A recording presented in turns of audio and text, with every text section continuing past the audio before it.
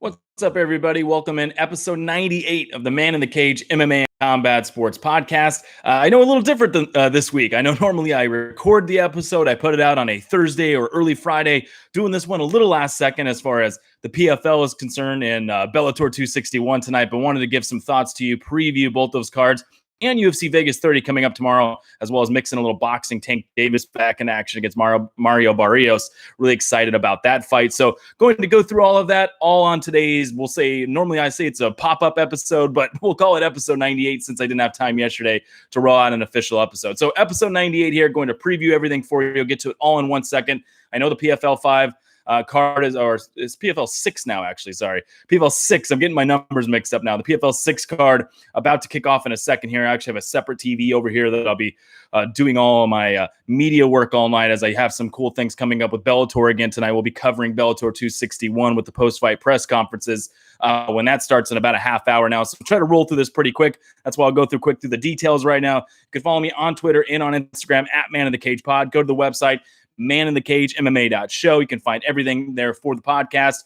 You're already here on the YouTube channel. If you haven't subscribed yet, though, please do so.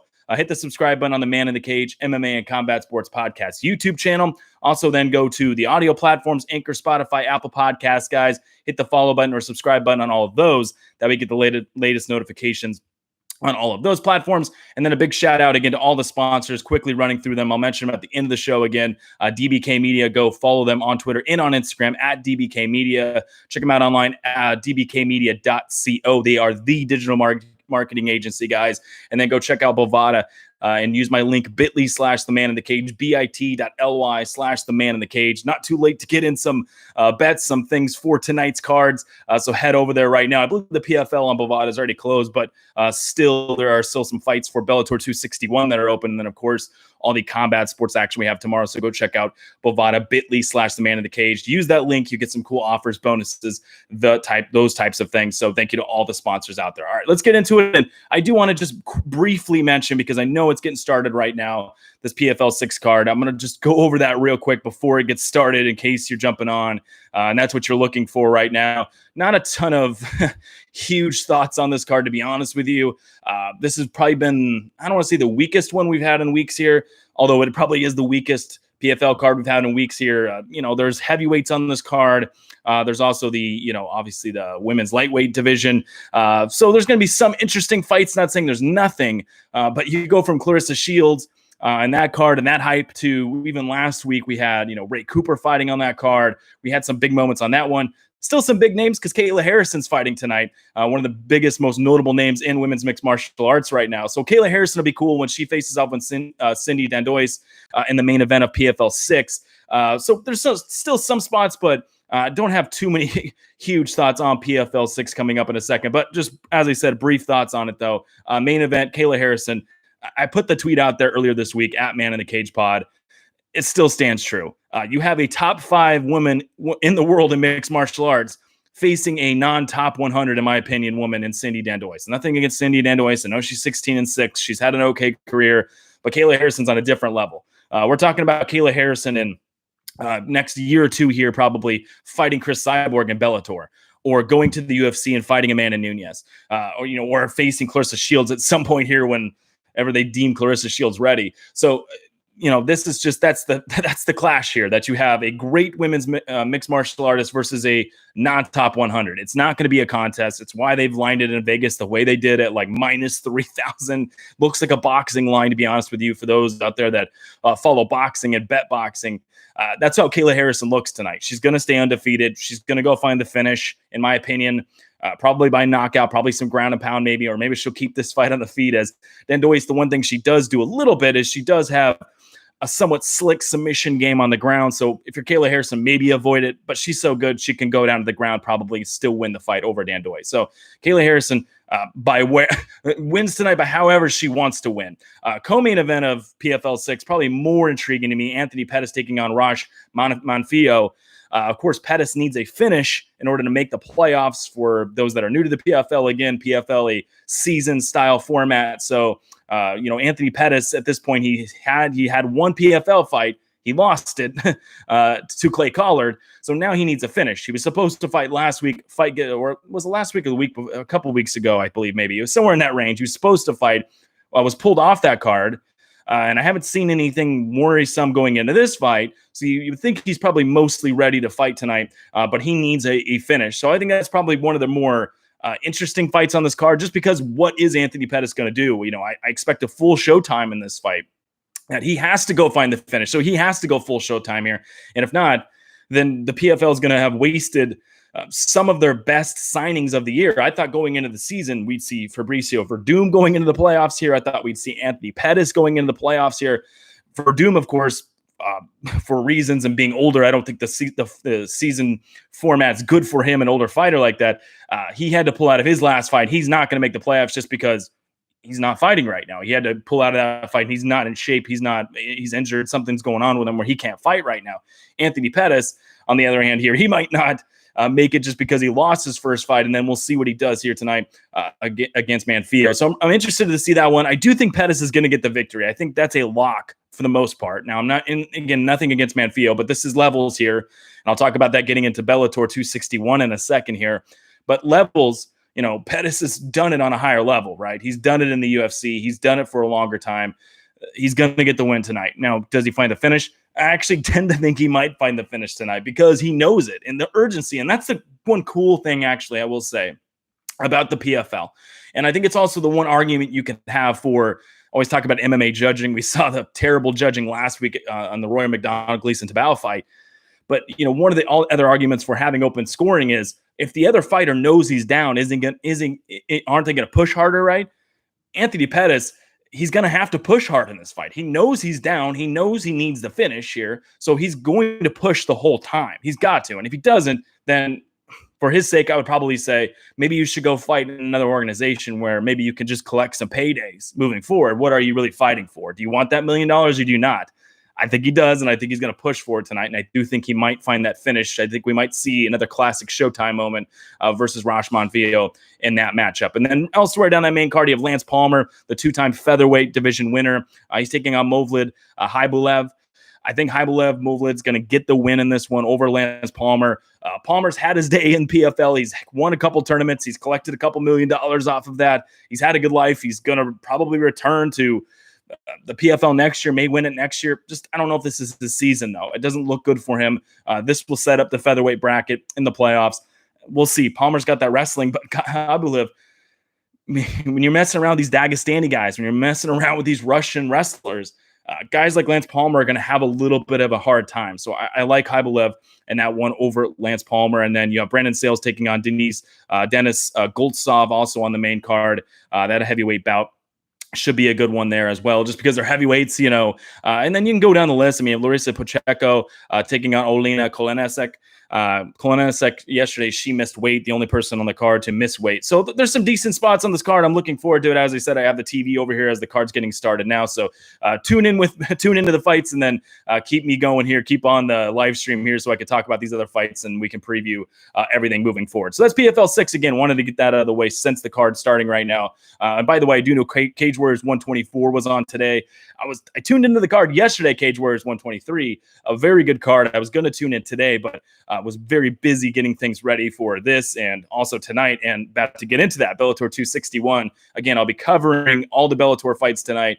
I'm actually going to probably need everyone out there to keep me up to date. I'm going to try to tune in a little bit, but I might need everyone to keep me up to date a little bit on what's happening on PFL 6 because I'm going to be covering Bellator 261 tonight. Going to be in all those post-fight press conferences, talking to all those fighters after they win, including the main card, all that stuff. So keep it locked on my Twitter all night, at Man in the Cage Pod, and then on Instagram in the upcoming days to see some of the videos after some of this post-fight stuff at Man in the Cage Pod. But let's get into that now, though. Bellator 261 coming up. And again, it's about 20 minutes away from that card starting, so I'll wrap it up before then. So I'm going to have to go a little quicker here. But, this is a very good card, in my opinion. Is it a great card? No, it's not. I mean, you might just say it's a good card, but I still think it's a very good card, though. The main event of this one, Valentin Moldavsky taking on Tim Johnson for the interim heavyweight title. In my opinion, it is for the heavyweight title. And I said this the other day at Media Day in one of my reaction videos I had on Twitter. that, people were asking Moldavsky, they're asking Tim Johnson, how does it feel, for this to be the interim title? Do you want to go fight Ryan Bader, obviously, who is the current still is the current Bellator heavyweight champion? Do you still want to go fight him? Do you think it, not always say means less, but in so many words, does it mean less, right, to be the interim champion? And both guys, both of them obviously want to fight Ryan Bader at some point, but both guys kind of not buying into that necessarily. And I don't buy into that either, because Bader hasn't defended the belt since September of 2019. That's almost 2 years ago. In my opinion, he's not the heavyweight champion right now. They'll keep it with him because they want to do the heavyweight tournament with Bader and some of these other guys, and they can boast, hey, we have an interim champion and a heavyweight champion, in the same bracket together, eventually maybe going at it. So they'll try to boast that. But in my opinion, I think whoever wins tonight is the heavyweight champion in Bellator. So let's get into these guys a little bit more. Moldavsky and Tim Johnson. We know what Tim Johnson is at this point of his career. I don't want to say a journeyman, because he's found himself at this point of his career now where he does get a title shot. But at one point, he was kind of a journeyman. He left the UFC in the win column, by the way. He did leave the UFC in a win column. And then he went to Bellator and he tripped up. And he lost a couple times in a row. He was having some knockout losses. It appeared that Tim Johnson was probably going to be that gatekeeper a little bit, that he was on his way out of fighting, at least at even a Bellator UFC type of level. You know what I mean? Like maybe he would have went to the PFL, something like that. I kind of saw that for him. But then he fights Tyrell Fortune, and he knocks out Tyrell Fortune. And from there, his career again has just taken a few more steps up. And that's just because of mostly his work ethic. He's really worked on his game. His striking is better now. He considers himself a brawler, even though he's got that collegiate wrestling background. He's a very good wrestler, but he uses that wrestling similar to we've seen other big heavyweights and other fighters like Dan Henderson over the years, sometimes Daniel Cormier. We've seen those guys use their wrestling background to keep the fight standing. That's what Tim Johnson's been able to do. And now that he's fixed some of the broken parts of his striking, better feints, better footwork, setting up everything better, digesting, processing things a little bit better in the cage. He's really turned his career around a little bit more in the twilight years of his career here, where now all of a sudden he's super relevant again. He could be the interim heavyweight champion by the end of the night in Bellator. So we kind of know what Tim Johnson is, and he's going to be the bigger guy here. And that's a point I want to get to in a second here. Moldavsky, what he does, he's more going to be more of the speedier of the two. Obviously, his movement, his footwork, very good. He's got that combat Sambo background, so he's also got his wrestling background in Sambo. So he's going to be very ready for if Tim Johnson was going to shoot a takedown, which I don't know if he necessarily would in this fight, but he'd be ready for that. Plus, obviously, he wants to use that Sambo, get guys up against the cage, get guys to the mat, like Khabib, like some of these other Dagestani Russian guys. Even though I believe Moldavsky is not from Dagestan. He is from Russia technically now. I saw somewhere he might have been born in Ukraine, but where he's born is now technically Russia. It's a whole thing. We'll just say he's from Russia. I don't think he's from Dagestan, though, but he's still got that Sambo background.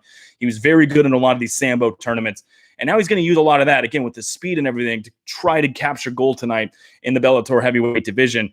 And I think the number one thing that's going to probably slow him down a little bit in this fight, or the thing that's going to maybe even things out a little bit, because I will say that I am picking Valentin Moldavsky. I do think he gets the job done tonight. If he hadn't faced guys like Roy Nelson and other big heavyweights, I might be doubting a little bit more. But because of the size here, and that's what I'm going to get into, I might be doubting a little bit more, but he has beaten guys like Roy Nelson. He has beaten bigger heavyweights. Now, Roy Nelson, some of those guys on the back end of their career, they're definitely out the door. They're going out the door, right? So you can't take too much away from those.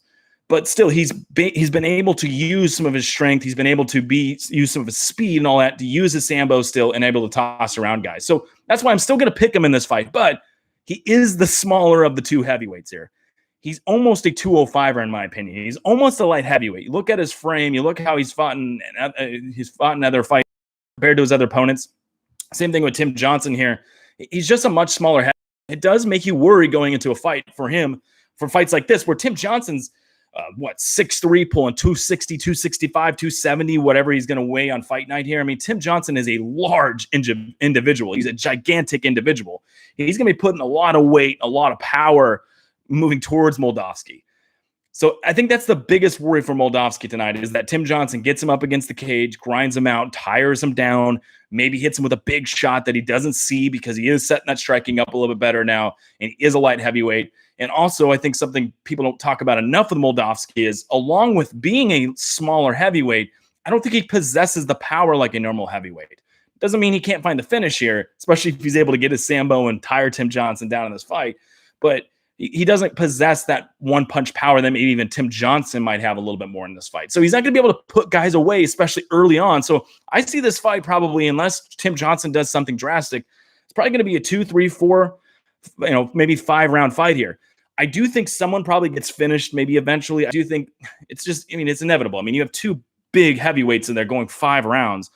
If there's a lot of wrestling, if there's a lot of exchanges, if there's a lot of big striking exchanges here, guys are going to gas out. Guys are going to gas down. I wouldn't be surprised if late Moldavsky used his freshness of being the fresher of the two guys to find a finish on Tim Johnson. Maybe find that takedown, finish with some ground and pound, or just put it on him a little bit more. If he's still the quicker heavyweight, he's still got the faster hands, he's still got the better movement at that point. But early on, especially early on, Tim Johnson's very live in this fight. And I expect Tim Johnson to try to dirty this fight up, try to grind him down, try to tire him down, try to use that power, that size to give Moldavsky problems. And if he starts struggling, not being able to throw Tim Johnson around the 265 or whatever he's going to weigh tonight, could be issues for Moldavsky. But I'm going to go with Moldavsky in this fight. I still think he finds a way to get the job done in this one on the main event of Bellator 261. And again, if you want to send any comments, questions in, I saw I already have one here. I will get to that in a second. Please do send it in. I will get to the Teixeira Jesus fight coming up as I go down the Bellator 261 card. Somebody asking about that. But real quick, the rest of the main card.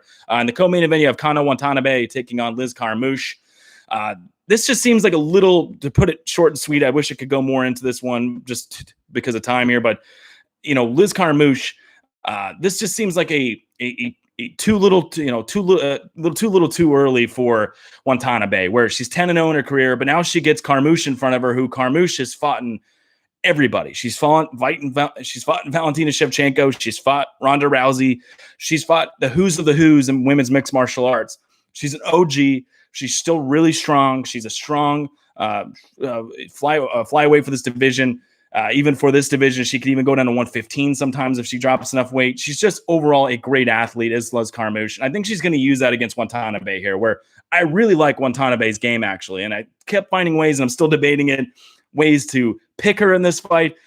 But I think just everything points to Carmouche. I think this is just not Watanabe's time yet. I think this is one of those fights where she takes a step back, loses, and then maybe in the future, we see her learn from this and keep moving up the division here. Long term, if I had to take stock because of both women's ages, I'd probably take Watanabe right now. Stock moving forward. If I'm taking stock tonight, though, it's Liz Carmouche. And I think she's going to be able to stuff a lot of those judo throws. Watanabe, again, a black belt in judo, very good judo fighter. Liz Carmouche had issues in the Ronda Rousey fight a little bit way back in the day, but that was ages ago. And Watanabe, I'm not saying she's not Ronda Rousey or she's not great, but what Ronda Rousey was able to do in her time was almost unheard of, right? So I'm going to go with Carmouche here. She also brought in, speaking of Ronda Rousey is judo coach for this fight, and they've been training her. So I think she's going to be more than ready for those judo throws. I think she'll keep it standing for a lot of it. Watanabe's got to work on her striking a little bit.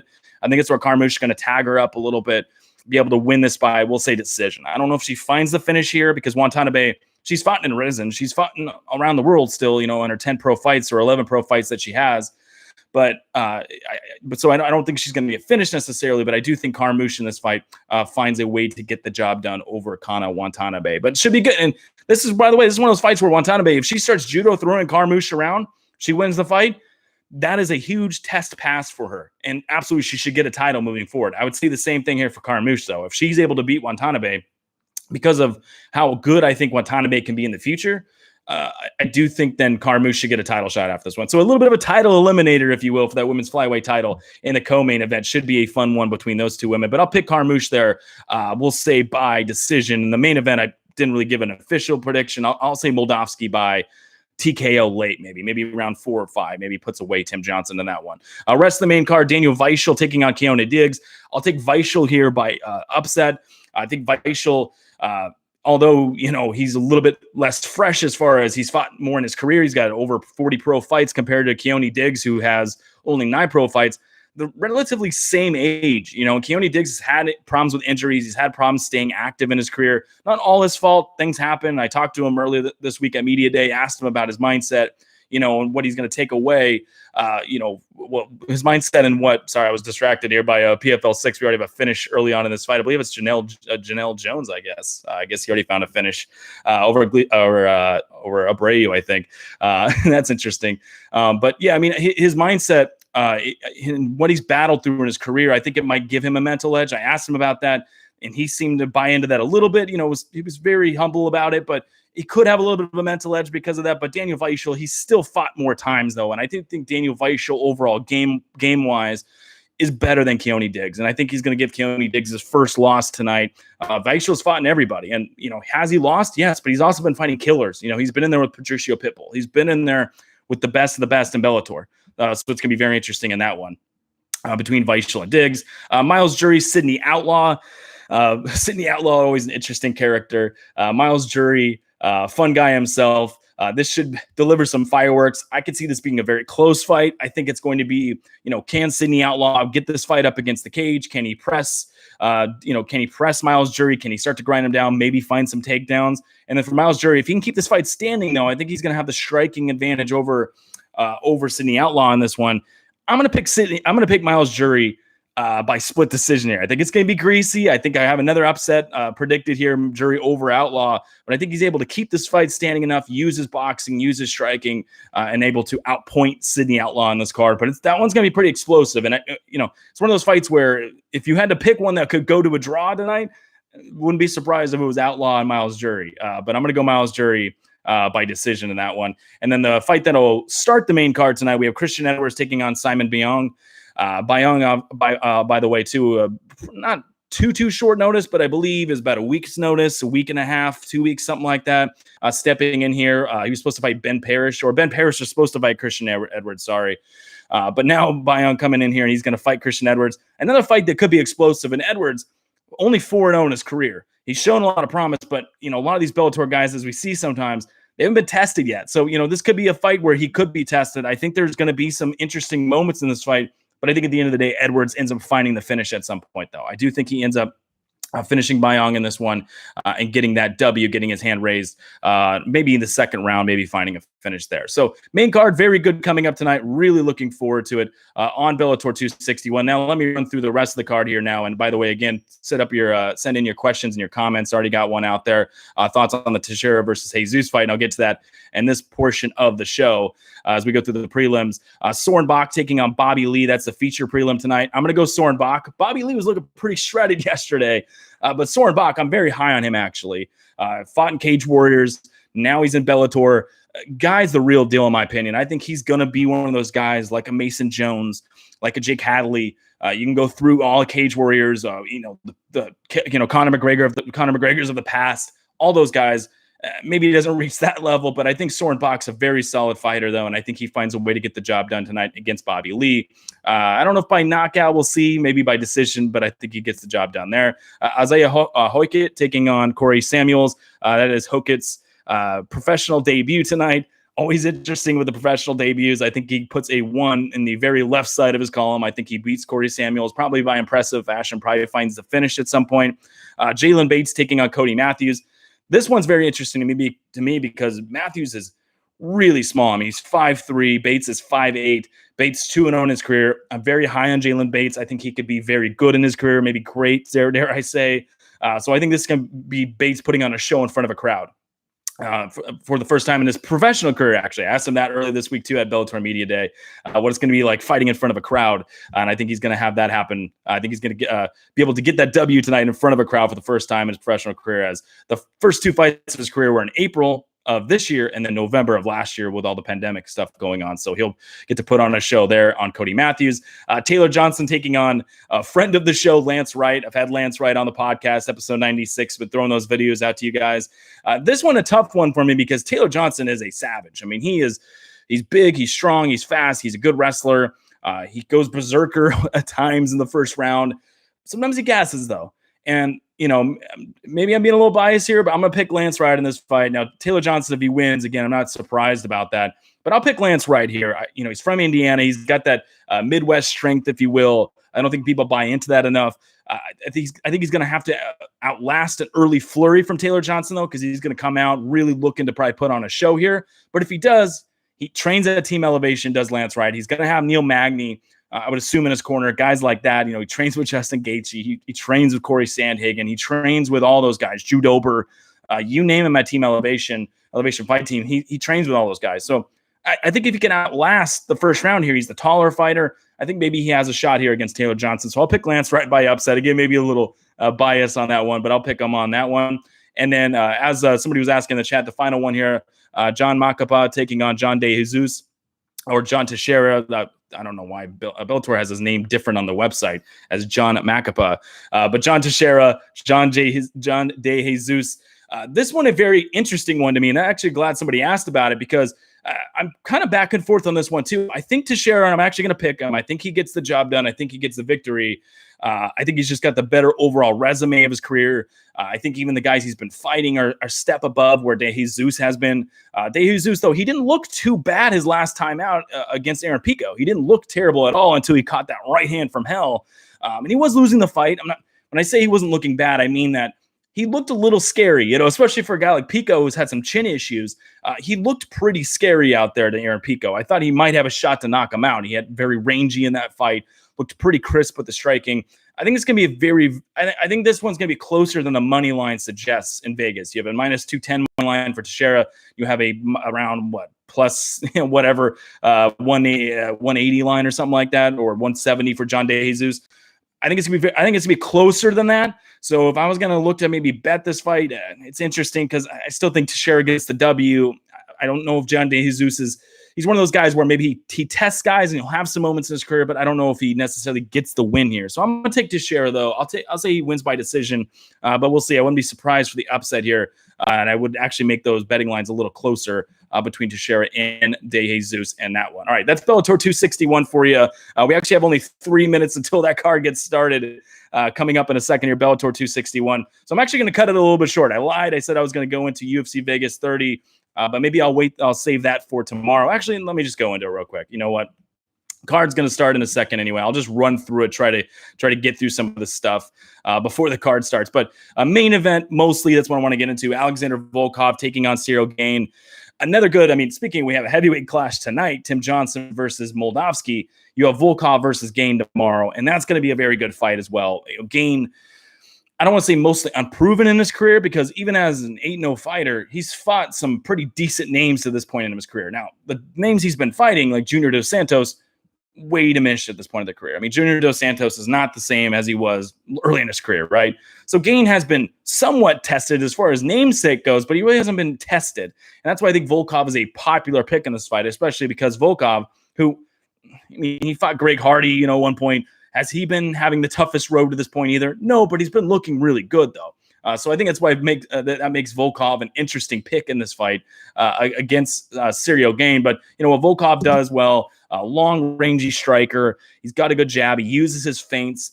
His kicks up the middle, his teep kick, very, very good. He really goes to the body throughout the fight. I think that's what's impressive to me about Volkov is he goes to the body throughout the whole fight. He does have some weaknesses. He keeps his chin a little too high in the air sometimes, has that tall man defense, if you will.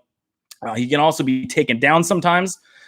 His takedown defense not that solid. Now, I will say this, though, about Volkov is he's hard to keep down, though, and he is harder to take down the longer the fight goes. We saw that in the Fabricio Verdum-Volkov fight where Verdum had a ton of success early on the fight, taking him down, working him. But as Volkov started to be the better conditioned of the two fighters, the better of two making adjustments, he was able to stuff a lot of those takedowns, sprawl, and then also end up on top in a lot of those exchanges. So Volkov is a very tricky character, and this is going to be the same way against Cyril Gane here. Now, Cyril Gane fights out of that karate stance somewhat, very technical with this style, great jab, great combinations, beautiful straight right hand, uses solid feints as well. He puts everything together with fluidity, switching stances, Muay Thai, his leg kicks. He's good at counter punching, grappling wise. He's good at dropping down on his level changes and grabbing some takedowns. Mentality. He can be one of those guys that he can smell blood in the water. And he can also be patient at times. So Cyril Gane's again, has he been ultra tested yet? No, but he's a very, very good fighter going up to this point. Weaknesses, again, though, he does have some still. He does open himself up a bit when he's resetting his striking sequences. And he also likes to peel off to the left side a lot with the striking exchanges. And then if you feint in on him, you can catch him a bit flat-footed at times. So, there's things he still has to clean up like everybody does. It should lead to a great main event. Now, who I'm picking tomorrow, I'm actually going to pick Alexander Volkov in this one. I think Volkov gets the upset. I have some picking, a couple Russians this weekend, actually. A Russian in the main event of Bellator 261, Moldavsky, and then I'm going to pick Volkov in the main event of UFC Vegas 30. I think Volkov's got enough to get it done. He's a much bigger heavyweight again. And unlike Timothy Johnson, though, I think Volkov's going to have the better overall game to deal with someone like Cyril Gane. Now, he's probably going to lose some rounds here and there, and he might have to find a knockout. But I believe in his skill set and his tools. The fact that he goes to the body, the big kicks that he throws up the middle, his lightning precision, big power bomb, boxing combinations he's started to really lock down on and really precise in his last few fights here. I think it's going to be too much for Cyril Gane at times. I wouldn't be surprised if he clipped Cyril Gane and he was able to find the knockout in this one. Anytime you're throwing, these big men are throwing like that. And again, Volkov, the bigger fighter. You could see that today at the weigh-ins, UFC Vegas 30 weigh-ins, much bigger fighter. So I'm going to take Alexander Volkov in that one. I think he gets the job done, probably by knockout. Wouldn't be surprised, though, Cyril Gane, we see young fighters, sometimes their chin gets tested like Brandon Moreno, where everyone thought Figueiredo was going to knock Moreno out in their first fight. And then Figueiredo wasn't able to really knock him out. The chin was better than we thought. So maybe he hangs around and it goes to decision. If it does, that's the best case for him, because I think Cyril Gane probably, if this fight goes to decision, probably has the better of the path to that. But these are heavyweights. It's 5 rounds again. It's a small octagon at the Apex Center in Las Vegas. So I'm going to go with Volkov in this one to get the job done. I think he's going to be. I think the size is going to be a little bit of a difference here, and I think he's going to chip away, break down Cyril Gane, able to find that knockout, like I said, or maybe a win later on in that card. So, a decision later on in the night there. All right, so that's the UFC Vegas 30 main event. That's how I'm predicting that one, and then running through the rest of them here. Tanner Boser, Vince St. Preux. I'm going to go Boser in this one, although Boser's been tripped up a little bit lately. But this seems like a prime UFC spot of, hey, we've been testing you. We still think a lot of you, but we've been testing you and you've tripped up a little bit. Here's OSP, though. Another test for you, but here's a more beatable opponent for you. OSP could still get the job done. He's one of those guys that pulls the rabbit out of the hat, but I think he gets the job done, does Tanner Boser. Raoni Barcelos taking on Timur Valiev. I'm going to go Barcelos in that one. I love Barcelos. Just love his game. And what he brings, he's a savage. I'm so excited for that one. I'm going to go Barcelos by knockout. Andre Fili, I'm going to take him by knockout over Daniel Pineda. Tim Means against Nicholas Dalby. Tim Means has the perfect game to face somebody like Nicholas Dalby. I'll take Tim Means by decision. And then Renato Moicano taking on Jai Herbert. I'm going to go Moicano in that one. Moicano, one of those guys you want to watch moving forward with his UFC career, as he could have that similar Charles Oliveira-like Brazilian ascent to the title maybe, or at least ascent in his career, that he seems like he's maybe on that point of his career where if he just does enough things here, approves enough, tweaks enough things, maybe he can find enough wins to get something going inside the lightweight division. All right, so that's the main card, and I'll tweet out there's a bunch of other great fights. I mean, Shavkat Rakhmonov taking on Michel Pereira tomorrow. Kennedy Njoikwa taking on Danilo Marquez.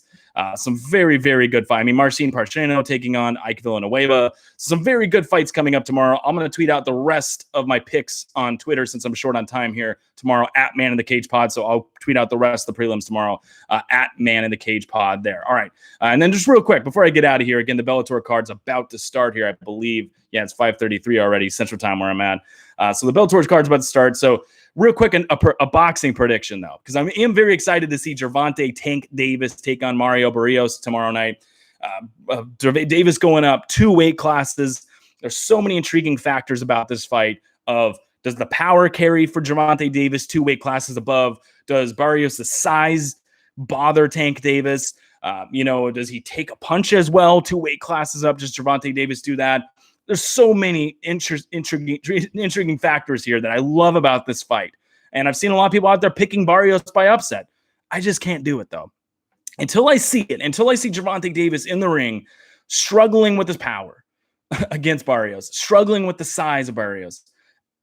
What I know about Gervonta Davis is he does possess a lot of power, and the power that he possesses is worldly. So I think he's actually going to carry some of that with him up to weight classes. And he's always been pretty quick. He's always been pretty good at setting up his big power shots. He's always been pretty good at overall setting up everything. And I think that's probably the underrated part of his game. Everyone just thinks of him as a devastating power puncher. He is a devastating power puncher, but he's got a lot of great boxing skills as well. So I'm going to pick Gervonta Davis. I'm going to say he does get the knockout. Now, does he get it early on? I will give you this. I do think Barrios is going to be a little tougher. I do think it'll be a little tougher as he climbs here to get that knockout. But I think eventually he does. We'll say round 8 or 9, maybe 10. I think it's going to be a late knockout for Gervonta Davis. Maybe even at one point, Barrios is forced to quit on the stool. Maybe the doctors stop it. I could see something like that happen then. I just think Davis is going to chip away. I think he's going to have enough power still and just start going at Barrios. And Barrios, for all the size it has, and everyone talking about, hey, he needs to keep him at range. A lot of Barrios' shots, though, are loopy. He throws a lot of big hooks, a lot of things that I think if Gervonta Davis gets on the inside, and as Teddy Atlas always says, the great boxing mind of Teddy Atlas says, great former trainer Teddy Atlas, always says is, for the little guy to get in there and break some windows. I think if Gervonta Davis gets in there and breaks some windows on Barrios, I think he chips away enough and finds the knockout. Either way, Tank Davis is one of my favorite fighters in the world right now to watch.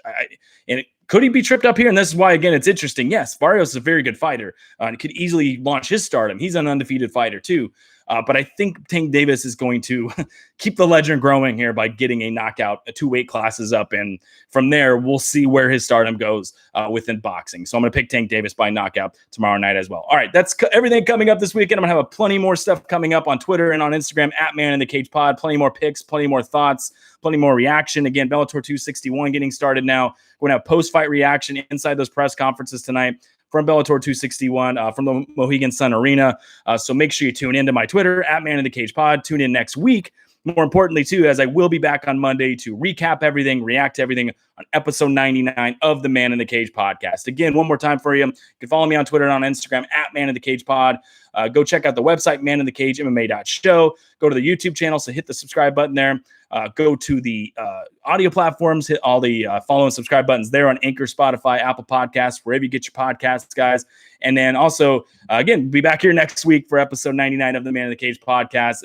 I'll be back here breaking everything down, reacting to everything we were seeing right now on PFL 6, which has been a pretty actually good card so far, and Bellator 261. That should be fun tonight. All right, shout out to Bovada, bit.ly/the Man in the Cage. Go use that link. Shout out to DBK Media, another sponsor of the show. If you're interested in becoming a sponsor, go to the website again, maninthecagemmma.show. There's a sponsors tab there. You can get rolling with the team here. I'd love to have you a part of the team here, so go check that out, maninthecagemmma.show. All right, everybody, enjoy the fights tonight. Again, follow me on Twitter at Man in the Cage Pod for continued coverage all night. But until next episode 99, I'll talk to everybody later.